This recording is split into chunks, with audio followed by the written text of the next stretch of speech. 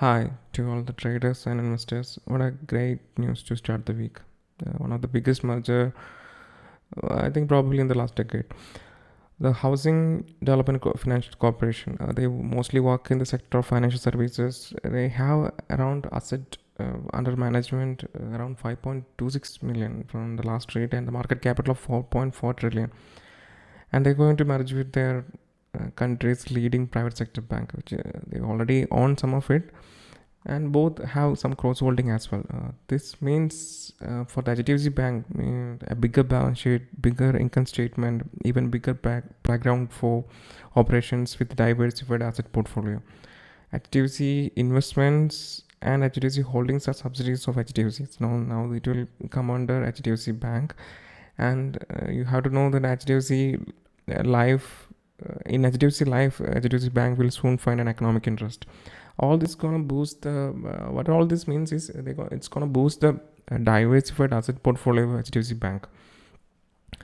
The approved is a composite scheme of amalgamation, which means simply all the cross holdings will be nullified or extinguished after this amalgamation. HDFC Bank will become 100% holding 100% owned by public shareholders.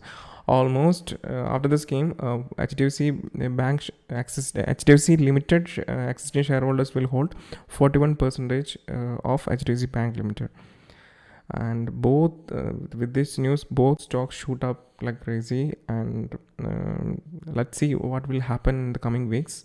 Now let's see look into some of the nuances of this amalgamation and what fueled it and all those things.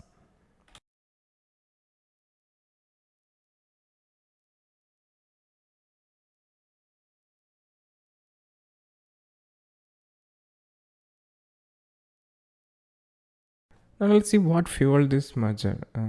This is from the primary reading. What I get is from the regulator side, like from the RBI, on the reporting on NPA classification. NPA means non-performing assets. These are let's say bad loans, and for the reporting purpose, for the NBFC class A NBFCs and for the banks, it's almost become the same. There is no distinction between them. So this has to be the primary reason for the thought of why don't they do the business together, because for each company they have to treat this loans in the same way as the other. Adding to that, better competition and a wider customer base with onboarding HDFC, and also this will greatly diversify the asset classification of HDFC Bank as well.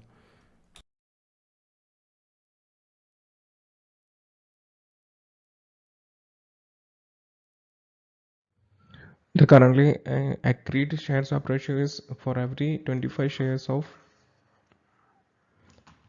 uh, fully paid HDFC Limited shares, they will get 42 shares in HDFC Bank Limited. After this, what will happen is HDFC Bank will be held by 41% of the holdings of the HDFC Bank will go to the existing shareholders of HDFC Limited.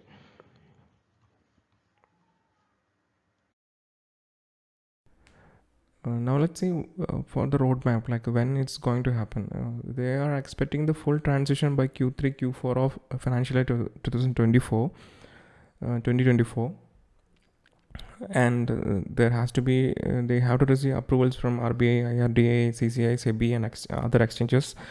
And MDs on both sides, like they were positive on like how the operation is going to be. And I think HDFC Limited, the mystery will be stepping down, and the HDFC Bank CEO will be running the show.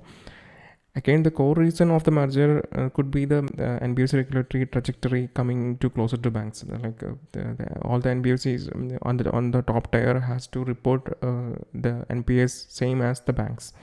So there is no point in like not being a bank, at least for the HDFC Limited. And from the news, it said that the HDFC Limited will be retaining all the employees, and and all the branches will be either converted. There'll be mostly it will be converted to HDFC Bank Limited branch, and they'll be servicing all their HDFC Bank will now have a even wider customer base, and they will be servicing them from that branches. And let's see what will happen in coming days to the stock.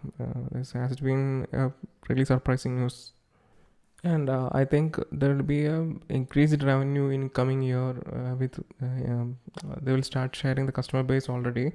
This means a wider range of sales for the other products as well. The bank will be able to cross sell the products.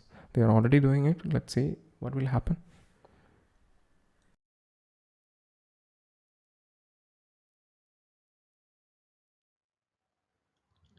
Thanks for watching, and if you can, please subscribe.